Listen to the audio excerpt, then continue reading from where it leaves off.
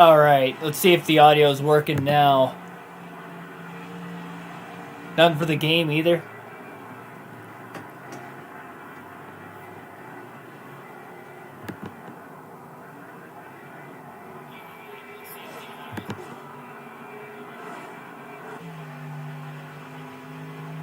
Are we good?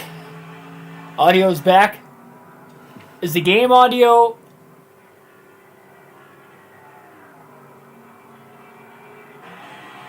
I think the game audio is good now. So is there game audio and audio for my voice at all? Game audio's fine. I think the game audio is good now. So was there game audio or... Okay. So is everything's alright. Game audio's there. Should have done more of a test stream than, testing it right out of the gate, I guess. But you can hear me all right. Billy Kramer, Joshua White, Call 48. Welcome to the stream here early on. Again, NASCAR Thunder 2004. I'll redo the intro. We're not going to have any practice or qualifying, so we'll start at the back. Now, I did run a practice race less than an hour ago. I had about 32 laps here at the racetrack on top of some practice sessions there. I just did it on the race now mode. Simply so I can minimize the length of the video, so you guys didn't have to see me run 30 to 40 laps of practice on top of, trying to get the setup right. So I think I have an alright setup. Starting from the back, I felt like I was really quick for the most part. Felt like I had long run speed, which is good. Usually you don't see that much with this game from what I could see. Another reason is, too, I put easier tracks at the beginning of the schedule. The higher banked racetracks, I feel like it's a little easier to find a quicker setup that's more stable. So that's why we're running tracks like Atlanta, Texas, Michigan in the very beginning of the season, just until I get used to the game more, and then the more difficult tracks will be about midway to the end of the season. So I better get a good points lead also, because the end of the year, the closer and closer we get, the harder and harder the schedule is going to get also, with the drivability per racetrack. But yep, we're going to get ready and start this one out here today. And is the gameplay audio too loud?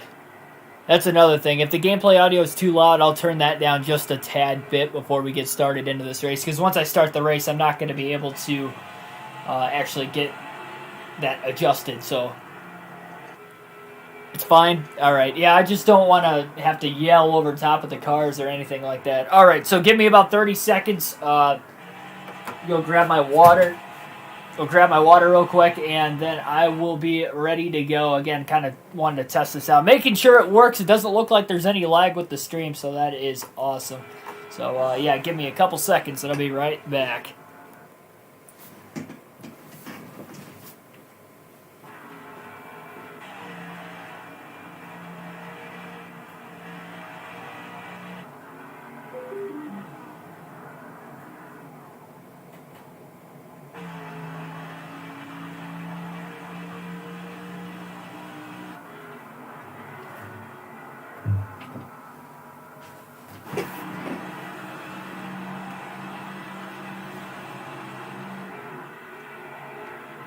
All right, ladies and gentlemen, we are about to get set for this one today.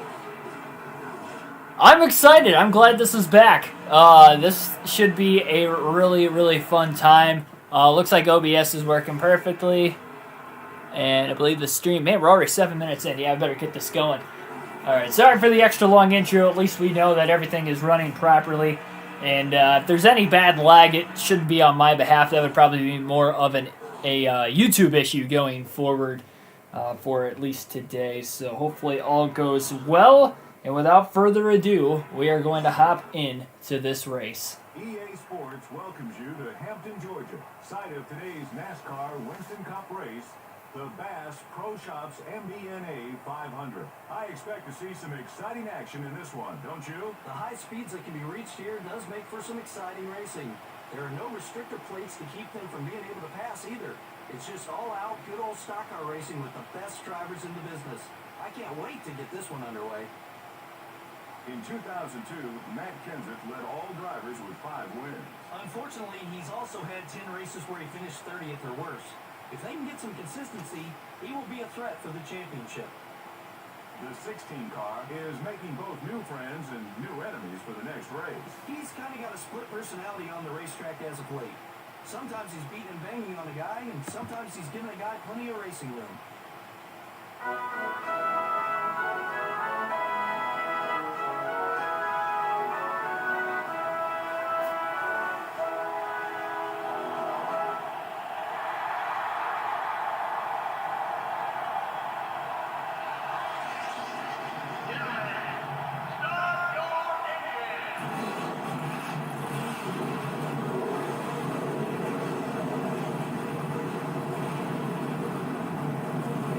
The engines are fired here at Atlanta Motor Speedway for race number 2 for NASCAR Thunder 2004. The Rocket Man Ryan Newman will be starting on the pole for today's race. Ricky Rudd will be starting outside pole in second.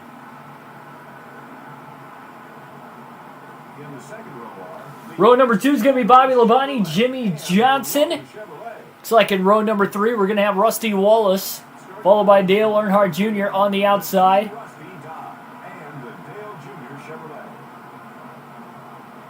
The fourth row has the Rubbermaid Shark. Row number 4 will be made up of Kurt Busch and Tony Stewart, the defending, well, I should say 2 years ago, the champion. I guess this takes place of the 2003 season. Row number 5 will be Bill Elliott, Ricky Craven.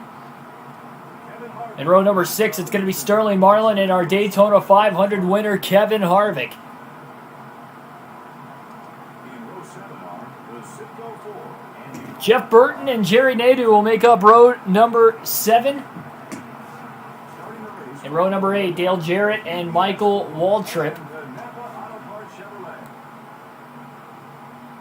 And in Mark Martin had a poor qualifying effort. He'll start himself 17th in row number 9 along with Joe Nemechek on the outside. starting in row 10 will Robbie Gordon, Johnny Benson make up row number 10. be the Valvoline Pontiac.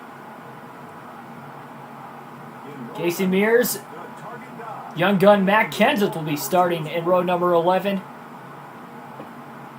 Row number 12, Jamie McMurray and Brett Bodine. And the Hooters So you see the speeds, the average speeds in qualifying are on this very fast racetrack, by the way.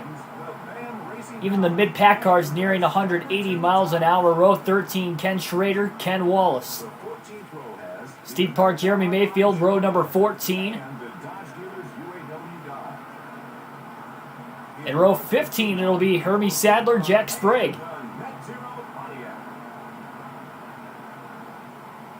Starting the race for Kevin LePage and Jeff Green will make up row 16. the Pennzoil Chevrolet. Row 17 is going to be made up of Ward Burton and Jeff Gordon with an extremely poor qualifying effort for him for that Hendrick Motorsport Chevrolet. He's back at 34th starting position for today's race. Row 18, Mike Skinner, and then David Green on the outside. Stanton Barrett and Kyle Petty will make up row number 19. Georgia Pacific Dodge. Couple of possible faster cars back in row 20, Elliott Sadler and Terry Labonte. And the Kellogg Chevrolet. In row 21, Chase Montgomery and Christian Fittipaldi. Cheerios Dodge. And in row 22, the lone car at the back of the field, Greg Biffle, tied for the points lead after leading the most laps in the Daytona 500 and finishing runner-up in second. So we are about to get things underway. Green flag is in the air. 43 cars will take the green flag, 325 laps, 500 miles at Atlanta Motor Speedway. Joshua White, I am not having to calculate the points myself with this custom schedule season of NASCAR Thunder 2004. For the season mode, there's an option to have a custom schedule, so I was able to make up the schedule on the actual season. So no, I do not have to calculate the points myself, thankfully. A lot of grip around this racetrack. Newly reconfigured and repaved just a few years prior, back in the year 1997. Quickly 3 wide on the initial start. You're seeing that early speed out of Greg Biffle being very aggressive early on. The car should loosen up quite a bit, though, over the course of the run. He's definitely going to have to be careful. So on these restarts on fresh tires, definitely being a little bit more aggressive. Almost made some contact with Kyle Petty there, and we're already 2 laps in the books.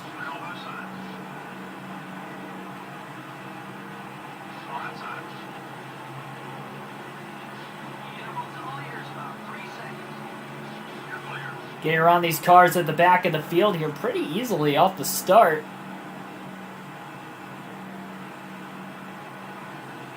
Biffle should have one of the more dominating cars, but in these 500-mile races, it is all about survival at the same time, too.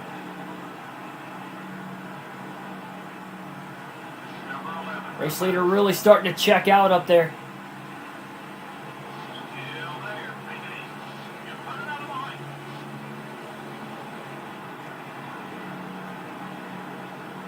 Barely have to roll out of the gas around this racetrack. Very, very fast. One of the faster mile-and-a-half racetracks on the circuit. Ooh, a little slide going into turn 3 as the 16 car kind of washed up to that outer lane. There is a decent amount of grip up there, although it might not be the faster lane around the racetrack with these Gen 4 cars, but at least there's some grip if the car does start to slide a little bit. Again, we're running the more forgiving racetracks, I guess you would say, at the beginning of the season.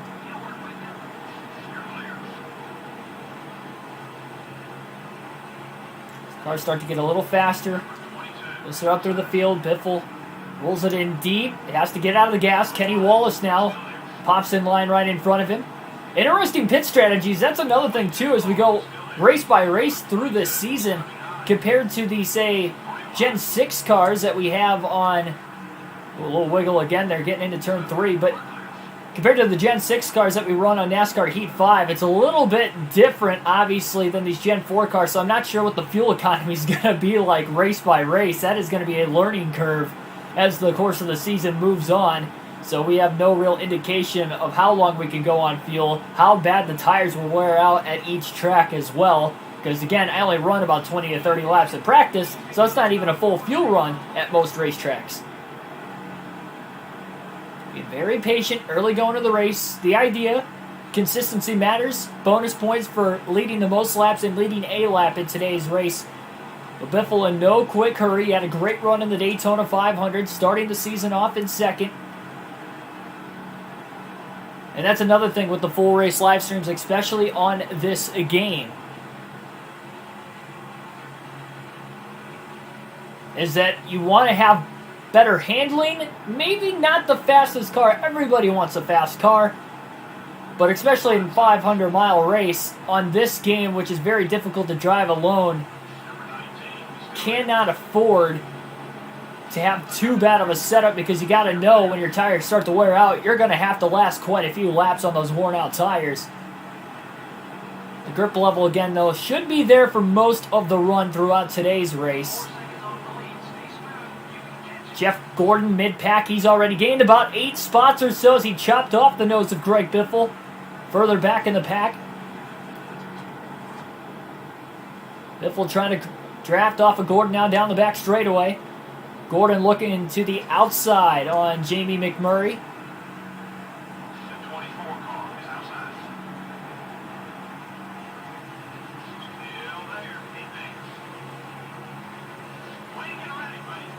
There's bobbing and weaving here. A huge pack of single-file cars.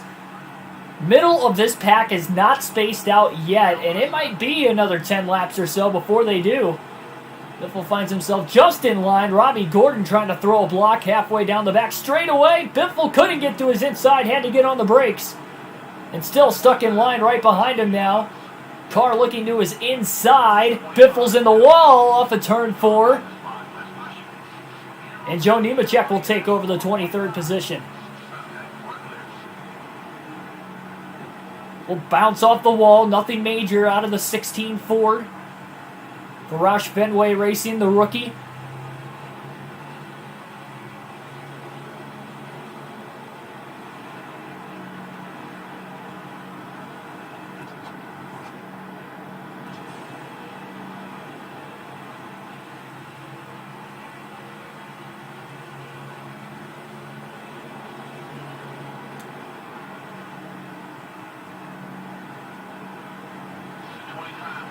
Biffle sliding back underneath Joe Nemechek, trying to pass him a second time here.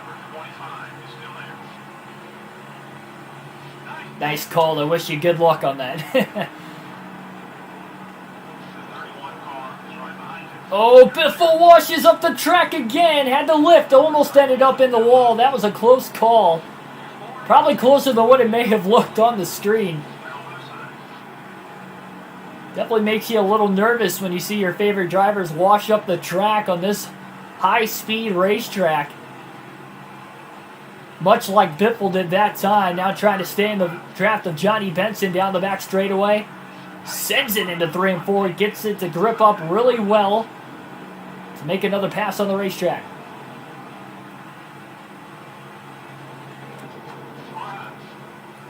Drafting Benson again out of the inside of Jerry Nadeau in the 0-1. Couple cars move up. Biffle, oh man, he looked to take it. Now he does. 3 wide. Off of turn 2, down the back straightaway. Again, mid-pack. Just inside the top 20. Nobody's giving an inch into turn 3. And luckily we're early enough in the run that there's still grip in the tires to make moves like that. Again, this is where you have to make your passes and make your moves. And we're seeing Biffle move up through the traffic pretty quickly. Right behind his teammate. Another young gun there, Matt Kenseth.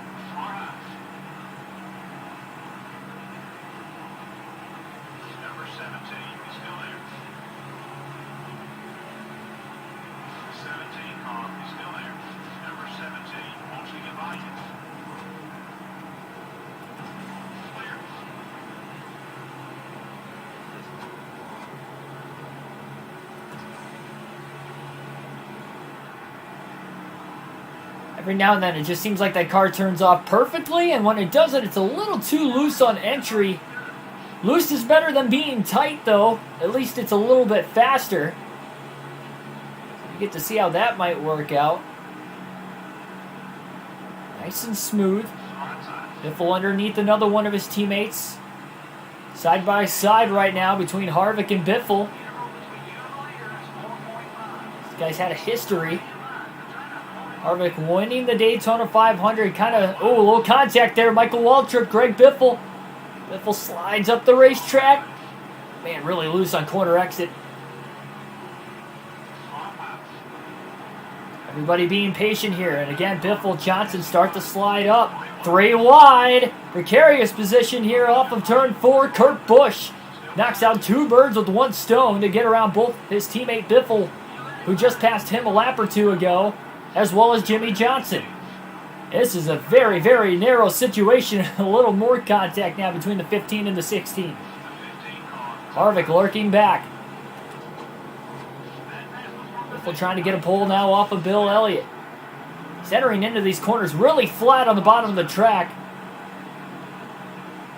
Oh man, just cleared Kurt Busch. Scrapes the wall. Almost back down into Harvick, who squeezed on by a few cars to make that move. Very, very lucky situations here early on. Instances that might not look that bad to you guys, but trust me, it doesn't feel that great.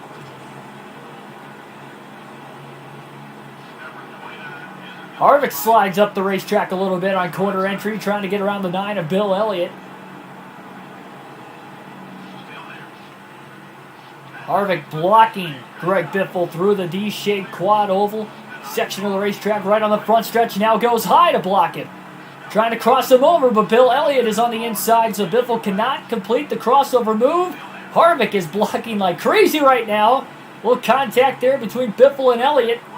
These guys are battling hard for 11th, and Harvick makes contact with Biffle as he about blocked him below that white line, below the apron going into turn 3. And that might have upset the car there on corner exit now. These guys are going at it.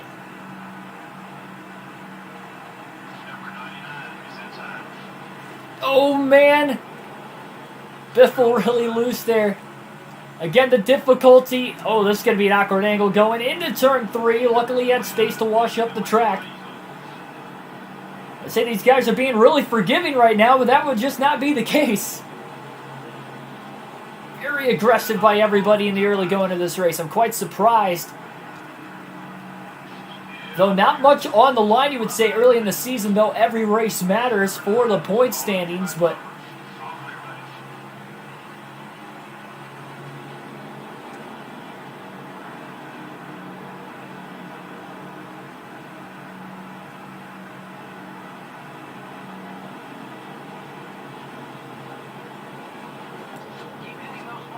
in the draft of his teammate Kurt Busch. Once again there. Oh, big slide. Trying to keep it pinned down to the bottom of the racetrack. He's able to do it. You can tell a lot of these guys are fighting for the bottom of the track there. Biffle slings it into turn 3. Now into the top 10. Moving back around Ricky Rudd, who, remember, started second in this race. Somebody else that started mid-pack that's worked his way up here pretty well is Mark Martin in the 6th. Remember, he started back in the 18th position. He's already battling Tony Stewart for about 9th.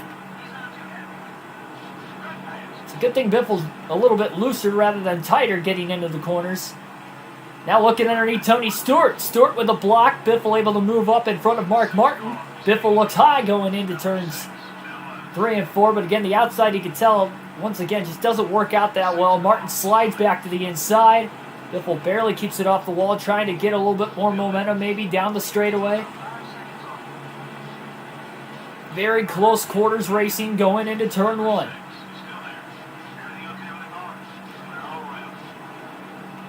Oh, Martin about squeezed his teammate into the wall, and now Biffle's in the wall. Around he goes. Huge hit down the back straightaway. Ricky Rudd's involved. Kurt Busch. Oh, no. A simple situation gone bad off of turn 2. Greg Biffle in a huge accident just 30 laps into the race. Yeah, all those guys led laps, but the only one that really matters is the very last one. It's kind of one of those save the best for last type deals. It didn't seem like he got hit from behind that hard, but once he got into the wall after Martin kind of squeezed him up the racetrack, it was just enough that he couldn't get off the wall. And once he spun, he got hit by Ricky Rudd and Kurt Busch. I think somebody else ended up finishing the job down the back straightaway.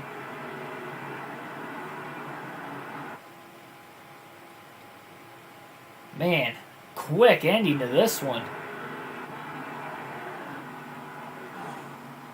Again, the difficulty, guys. Not easy. But man, oh man.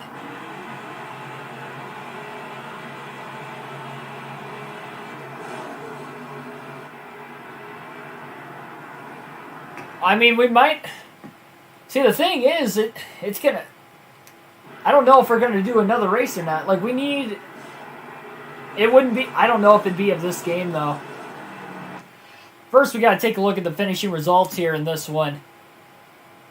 I think Jimmy Johnson might have gotten a piece there at the end. That might have been the finishing end to what happened to Greg Biffle there.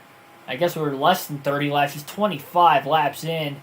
Biffle is the only driver to not only DNF in that accident, but DNF all day. Mark Martin's going to go on to win his first race of the season. Mike Skinner's going to end up in second, followed by Joe Nemechek. Kevin Harvick, your Daytona 500 winner, finishes fourth. Kevin LePage in fifth. Elliott Sadler sixth. Terry Labonte seventh. Eighth, Ryan Newman, followed by Dale Jarrett, Bill Elliott.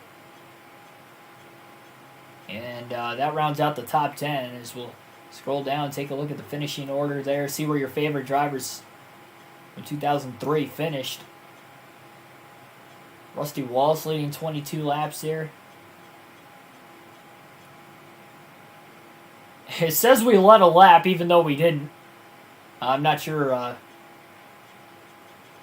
that was the case there, but I guess it's going to score us with a bonus point on accident. Trying to see who led the most laps as well in this race. As it looks like Kevin LePage actually led 51 laps. So yeah, it kind of randomizes the finishing order, it looks like, when you DNF. And that was the case here because it said we led a lap even though we didn't, and we wrecked out at lap 24.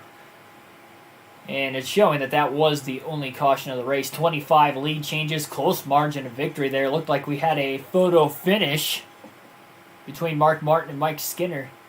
But Mark Martin goes on to win the second race of the season. We'll take a look at the point standings. Man, that is really unfortunate. I was not expecting that to happen.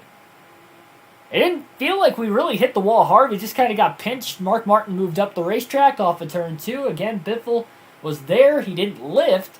And just kind of got squeezed against the wall slightly. And I mean, there was little to no room for error. Just a tiny hit on the wall. Just enough to kind of turn that car around. And it just doesn't take much with this game. If we run Texas, you guys are gonna have to give me at least a half hour, 40 minutes of practice and give myself a setup for the race, unfortunately. So I guess that's what we'll do. We'll run Texas, scheduled for a 500-mile race there. I did not expect us to run 2 races today, but by DNFing that early in the race, I think we kind of have to do it. So I guess we'll be back for that one, the Samsung Radio Shack 500 at Texas Motor Speedway. Again, that race will start in about a half hour, 40 minutes. What a tough break here for this one again. I guess thanks for watching. Subscribe for more daily NASCAR content. We do these full race live streams with a realistic broadcast on the daily. You'll see more Thunder 04 races in the near future, like coming up again today. So I guess we'll see you in a little bit. And I'll be back after practice and qualifying for today's race.